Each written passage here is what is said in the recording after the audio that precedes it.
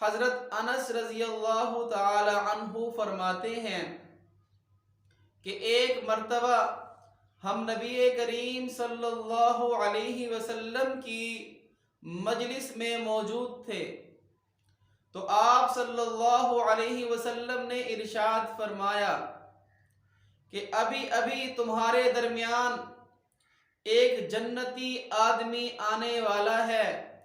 اس مجلس میں جنتی آدمی آنے والا ہے۔ چنانچہ دیکھا گیا کہ حضرت سعد ابن ابی وقاص رضی اللہ تعالی عنہ تشریف لائے۔ دوسرے دن پھر نبی کریم صلی اللہ علیہ وسلم نے یہی ارشاد فرمایا، تو اس کے بعد بھی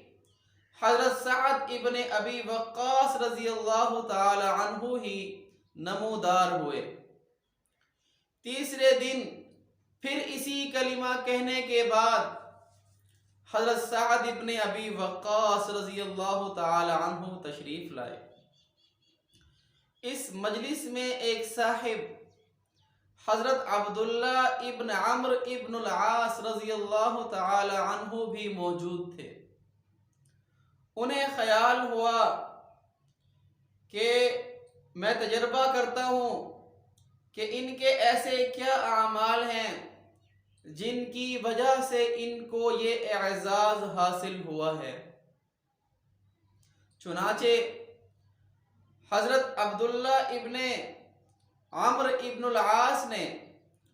حضرت سعد ابن ابی وقاص رضی اللہ تعالی عنہ کی خدمت میں اپنے والد کی ناراضگی کا حیلہ بیان کر کے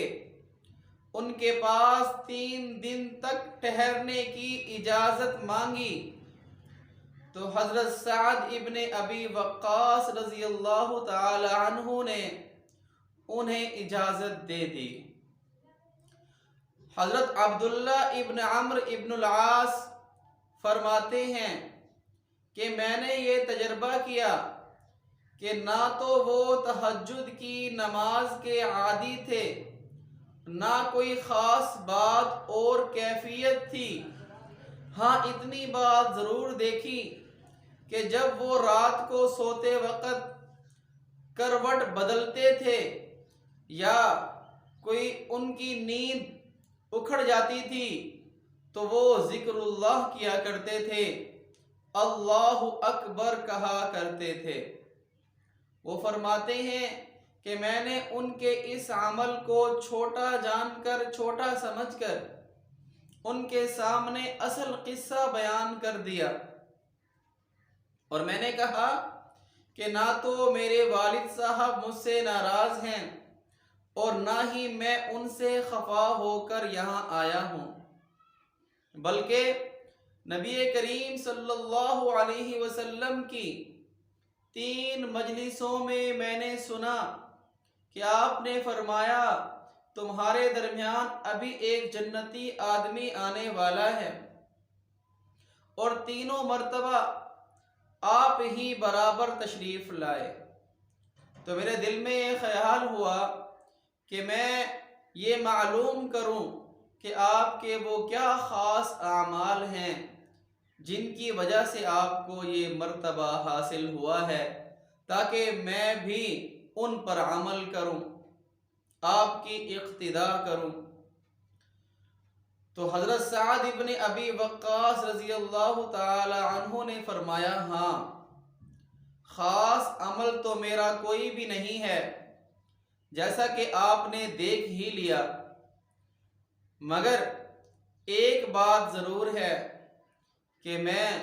نہ تو کسی مسلمان کے متعلق بدگمانی رکھتا ہوں اور نہ کسی کی برائی کا تذکرہ کرتا ہوں۔ تو یہ سن کر حضرت عبداللہ ابن عمرو ابن العاص رضی اللہ تعالی عنہ نے فرمایا ہاں بس اسی دل کی صفائی کی وجہ سے، صاف دلی کی وجہ سے اللہ تبارک و تعالی نے آپ کو یہ بلند مقام اور جنت کا حقدار بنا دیا ہے۔ سبحان اللہ۔